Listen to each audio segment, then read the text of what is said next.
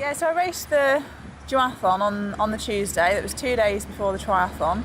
The plan was always to take it steady. I didn't want any sort of soreness still in my legs going into the triathlon, because for me the triathlon was the important race.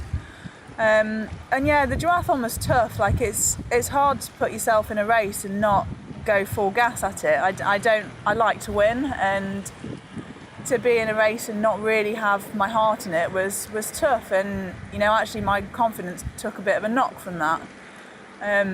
But yeah, so spent the Wednesday just trying to put that behind me and focus on the triathlon. It's tough once you've had a bad race. But yeah, I knew that the triathlon was my thing, and that was what I came here for. So I really wanted to put in a good performance. I like being able to choose my spot on the pontoon. So yeah, it was great to be ranked first going into the race. It meant that I could get some clear water sort of fairly early on in the swim, which is how I like it. And in the end, it was good to have some girls to be able to swim with. But to have had that clear water and had a really good start meant that it wasn't that tough to begin with, and I found myself in a group quite comfortably. I mean, my approach to swim was always to go out as hard as I could, and like I say, I like to have clear water in the swim. But then to find myself in a nice little group, it was good to have some company, and it almost meant that I could back off a little bit in the swim and save myself for the bike, which is where I knew I could make the biggest difference. So yeah, it was really good to have some faster girls there for the swim, and yeah. So I'm really lucky this year to be supported by Victoria tyres. I was riding the Victoria Accas. They're really light, but the knobs on the tyres are quite close together, which gives you quite good protection from the rocks. And for this race I also had an airliner in my rear tyre.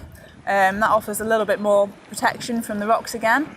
And yeah, and whilst it doesn't prevent you from flatting, you can sort of not be quite so careful with trying not to puncture. So yeah, it definitely meant I could power through the rocks and not worry about getting a flat. Yeah, so the run was 6k. It was shorter than usual 10, and I knew I had to give it everything to have a chance of winning. There were a lot of girls in the field that I hadn't raced before, and I knew there were some very fast runners. So I really had to keep pushing in that run to make sure that I wasn't caught. I mean, for me, I had a pretty serious running injury a few months ago, so to even contemplate doing 2 races in 3 days was almost an achievement in itself. And actually I managed to piece together a really good run and finished 3 minutes ahead of second place. So yeah, I was really chuffed with that, and yeah, I had a really great run.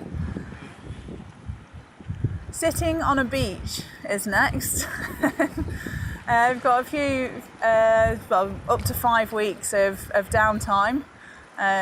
Within that 5 weeks, I'll either do nothing or do whatever I feel like, go to a cafe, and yeah, just generally chill out. But if I do feel like riding my bike, I'll just go out for a little spin. And yeah, then we start back training again in December, off to Mallorca for 3 weeks before Christmas to get some big bike miles in. So yeah, we're pretty excited for that. But yeah, really need the downtime this year because it has been a really long race season.